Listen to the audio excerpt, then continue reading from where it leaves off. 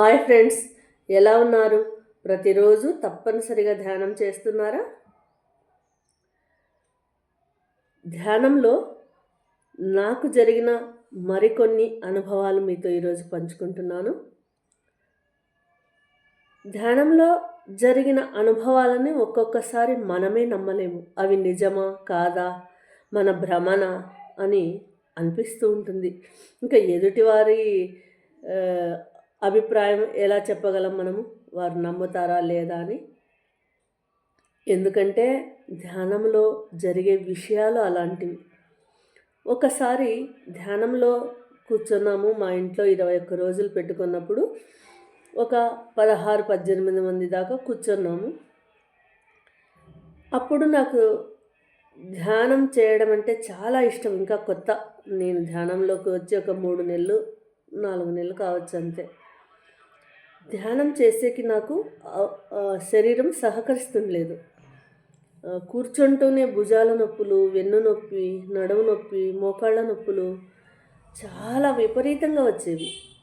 ఒకసారి ఒక మాస్టర్ చెప్పారు, అలా ఉన్నప్పుడు ధ్యానానికి కూర్చోనేకి ముందుగానే మీరు ఆ నేచర్కి, మాస్టర్స్కి సరెండర్ అవ్వండి, నాకు సహకరించమని చెప్పండి, అనుకుని కూర్చోండి అన్నారు. అలాగే ఆ రోజు నేను ధ్యానంలో కూర్చునేటప్పుడు నాకు ధ్యానం చేయడం అంటే చాలా ఇష్టము. కానీ 10 నిమిషాలు కూడా నేను కూర్చోలేకపోతున్నాను. మాస్టర్స్ దయచేసి నాకు సహకరించండి అని మనసారా అనుకొని ఆ రోజు ధ్యానంలోకి కూర్చున్నాను. ధ్యానంలో కూర్చున్న కొద్దిసేపటికి నాకు ఎవరో వీపు ఇలా నిమిరినట్టు స్పర్శ తగిలింది నాకు. అంటే అప్పటికే చెప్పారు కదా, మనకు ఇలాంటి విషయాలు జరుగుతూ ఉంటాయి. మాస్టర్స్ ఇలా మాకు సందేశాలు చెప్తూ ఉంటారు, మీరు భయపడకండి అని విన్నాము. కాబట్టి ఓకే అనుకొని నేను అలాగే ధ్యానం చేశాను. ఆశ్చర్యంగా ఆ రోజు 10 నిమిషాలు లేకపోయేదాన్ని, 1 గంటన్నర సేపు ధ్యానం చేశాను. అది ధ్యానం అంతా అయింది. అందరం బయటకు వచ్చాము.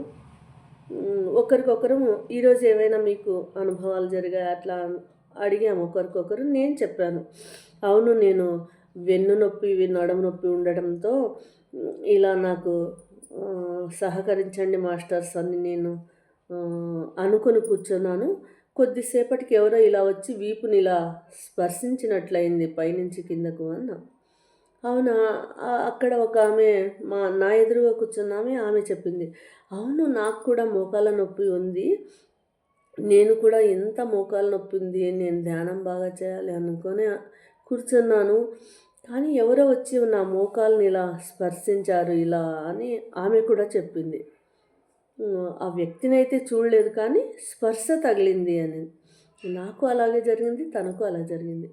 తర్వాత మా రూమ్లో ఇంకొక రూమ్లో ఒక అమ్మాయి కూర్చొనింది. తను డిగ్రీ చదివే అమ్మాయి. తనకు స్కిన్ ప్రాబ్లం ఉంది. అంటే శరీరం మీద అప్పుడప్పుడు ఇలా గుల్లలు అవుతాయి కదా, అది. ఆ టాబ్లెట్స్ తీసుకుంటేనే తక్కువేది, తీసుకోక మర్చిపోతే మళ్ళీ వచ్చేది అలా ఆ అమ్మాయిని. ఆ అమ్మాయికి ఎవరో వచ్చి ఇలా భుజం తట్టారు. ఏం పర్వాలేదు, ధైర్యంగా ఉండు, తగ్గిపోతుంది అని అన్నారంట. నాకు ఒకరు ఎవరు ఇలా చెప్పారు, మనిషిని అయితే చూడలేదు కానీ ఇలా ధైర్యం ఇట్లా భుజం మీద తట్టారు, ఇలా మాటలు వినపడ్డాయి, ధైర్యంగా ఉండు అని అన్నారు అనింది. ఇలా మేము మాట్లాడుకుంటున్నాము బయటకు వచ్చి. కానీ అక్కడ మా వారు ఇంకా తన ధ్యానంలో కూర్చున్నారు. ఒక 5 నిమిషాల తర్వాత ఆయన బయటకు వచ్చాడు. మేము ముగ్గురు మాట్లాడుకున్న విషయం తనకు తెలీదు. బయటకు వస్తేనే మేము అడిగాం, ఈరోజు ఏంటి, మీకేమైనా అనుభవాలు కలిగాయా అని అంటే ఆయన అంటున్నారు, అవును, ఎవరు పైనుండి 3 మాస్టర్స్ దిగారు. ఒకరికి ఇలా వీపు నిమిరారు, ఇక్కడ ఇంకొకరికి మోకాళ్ళు స్పర్శించారు, ఇంకొకరు లోపలికి వెళ్ళి ఒక అమ్మాయికి ఇలా భుజం తట్టి ధైర్యంగా ఉండు, ఏం కాదు అని అన్నారు ఆయన. నిజంగా మాకు షాక్. అక్కడ అనుభవం జరిగింది మాకు, కానీ మేము ఆ మాస్టర్స్ను చూడలేదు. ఆ మాస్టర్స్ని ముగ్గురిని చూసిన ఆయన మా ఆయన. ముగ్గురు దిగారు. ఒకరికి వీపు తట్టారు, ఇంకొకరికి మోకాళ్ళు స్పర్శించారు, ఇంకొకరికి భుజం ధైర్యం తట్టి ఉండు అని భుజం తట్టి చెప్పారు. ఇలా జరిగిన విషయం వింటేనే నిజంగా మాకు ఒళ్ళు జలధరించింది. అంటే ఇలా కూడా ధ్యానంలో జరుగుతుందా? ఆ అనుభవాలు జరిగిందేమో మా ముగ్గురికి, కానీ ఆ దృశ్యాన్ని చూసిన వారు మా వారు. నిజంగా ధ్యానంలో ఇట్లా కూడా జరుగుతుందని ఆ రోజు చాలా ఆశ్చర్యం వేసిందండి. అంటే ధ్యానాన్ని నమ్మితే, విశ్వాసంతో ధ్యానం చేస్తే ఇలాంటి అనుభవాలు జరుగుతాయని ఆ రోజు నాకు బాగా అర్థమైంది. చూడండి, ఇలాంటి విషయాలు జరిగినప్పుడు మనం ధ్యానాన్ని విడిచిపెట్టగలమా? ఖచ్చితంగా విడవలేం. ఎందుకంటే ఆ ధ్యానం అనేది మనకు ఒక బ్రహ్మాస్త్రం లాంటిది. ధ్యానం అనేది మన దగ్గర ఉంటే దేన్నైనా సాధించవచ్చు. నిజం, నేను చెప్తూ ఉంటాను, మన జీవితంలో ఒక భాగం కావాలి.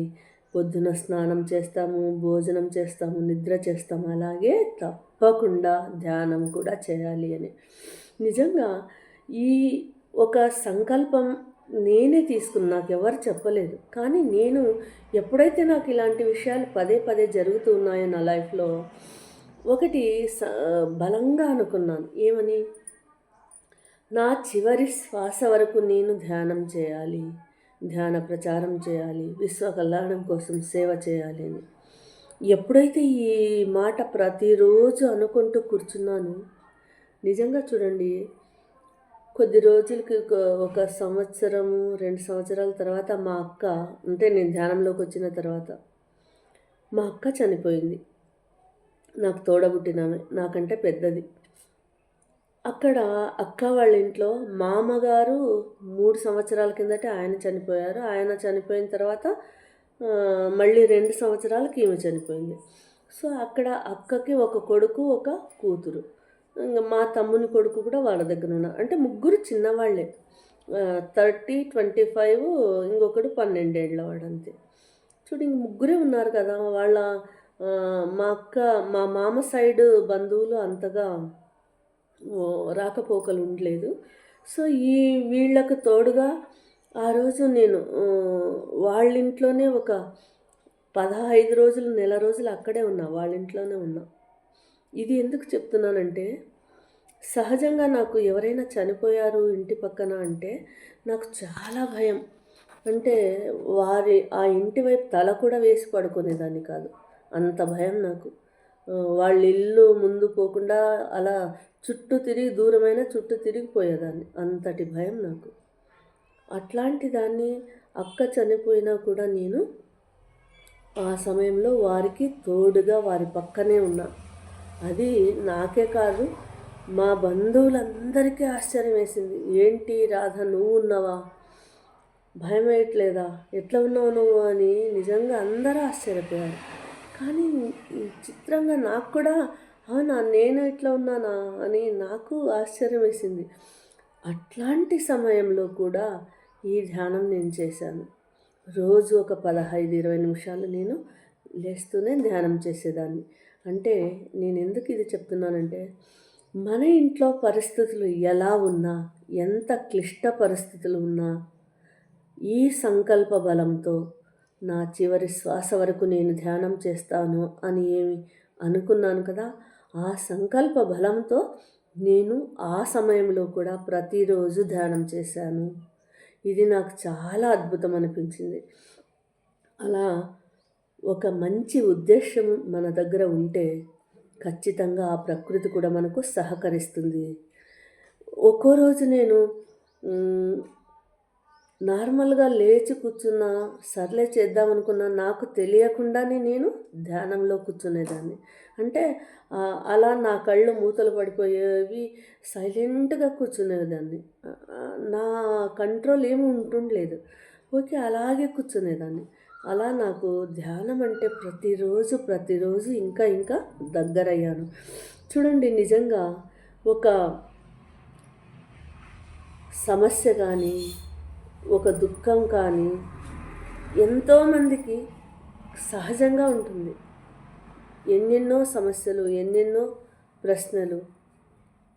జీవితం అంటే అంత సులభమైతే కాదు.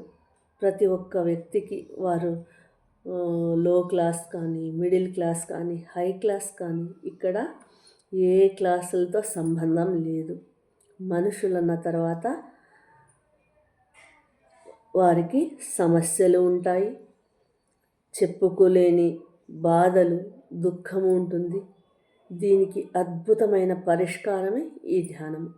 అందుకే దయచేసి ఈ వీడియో చూసిన వాళ్ళు మీకు ఏం సమస్యలున్నా, ఎట్లాంటి కష్టాలున్నా ధ్యానం చేయండి, దాని నుంచి బయటపడతారు. చూడండి, ఒక మాట చెప్తాం మేము, ధ్యానము వల్ల జ్ఞానము, జ్ఞానం వలన ముక్తి అంటే మోక్షము అని. అంటే ధ్యానం చేయడం వలన మనలో జ్ఞానం కలుగుతుంది. ఇది చేయవచ్చు, ఇది చేయరాదు అనే జ్ఞానం కలుగుతుంది. ఎప్పుడైతే మనకు ఆ జ్ఞానం కలుగుతుందో ఆ సమస్య నుండి మనం బయటపడతాము. నిజం చెప్పాలంటే ఈ సమస్యలు, కష్టాలు ఇవి మనం తెచ్చుకున్నవే. అంటే మన జీవితానికి మనమే కారణము. మన వాస్తవానికి మన ఆలోచనలే కారణము. అవి ఎలా అన్నది ముందు వీడియోలో చెప్తానండి.